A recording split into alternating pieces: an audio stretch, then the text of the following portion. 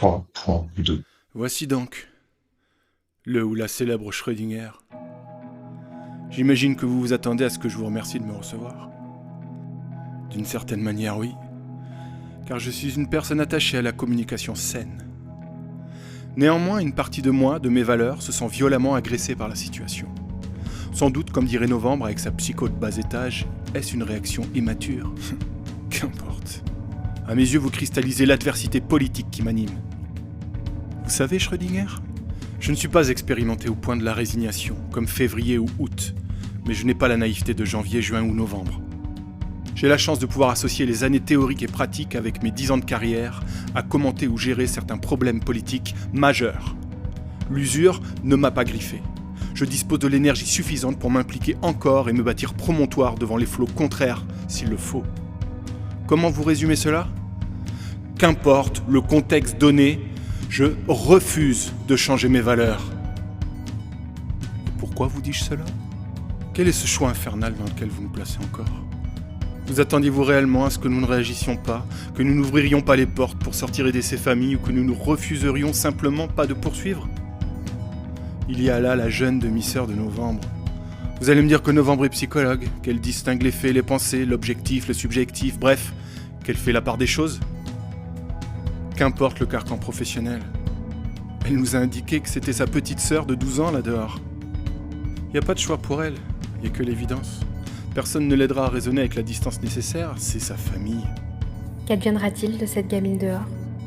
Voilà la seule question qui a de la valeur aux yeux de Novembre à cet instant. Je crains hélas que ce soit la seule question qui touche Janvier si naïve, ou encore Juin si émotive dès qu'elle voit quelque chose qui respire et bouge. En même temps, une anthropologue s'émeut de tous les comportements, même les plus étranges. Ils se complaisent, janvier, avril et novembre, et se confortent dans leur propre point de vue. Pourtant, les jugements de nos amis nous doivent être suspects lorsqu'ils sont en notre faveur. Qu'importe, je suis venu vous demander de ne pas déroger aux règles du protocole d'origine, voyant qu'ici, l'échange raisonné d'une part et démocratique d'une autre n'ont plus leur place. Oui, ça implique de laisser mourir des innocents, si cela contribue à la survie de l'humanité. De toute manière, ils devaient mourir comme tant d'autres en ce moment même. La seule différence, c'est qu'ils sont devant nos yeux et nous demandent de l'aide. Ceci signifie-t-il que les autres enfants plus éloignés, qui meurent également et qui nous demanderaient le même soutien, auraient moins de valeur ? Il nous faut appliquer la même logique à tous. Vous refusez la requête de Mars, ayant accepté la modification du mois précédent et ne souhaitant revenir sur ce qui constitue une dérogation par les 12 de manière démocratique. Cette continuité des décisions prises par le groupe implique de demander à Janvier de présenter ce mois-ci encore les décisions des 12 sur lesquelles, en tant que chef désigné, elle peut trancher en cas de débat improductif. Rendez-vous en 3.5. Vous acceptez la requête de Mars, qui vous demande d'appliquer les règles initiales du protocole.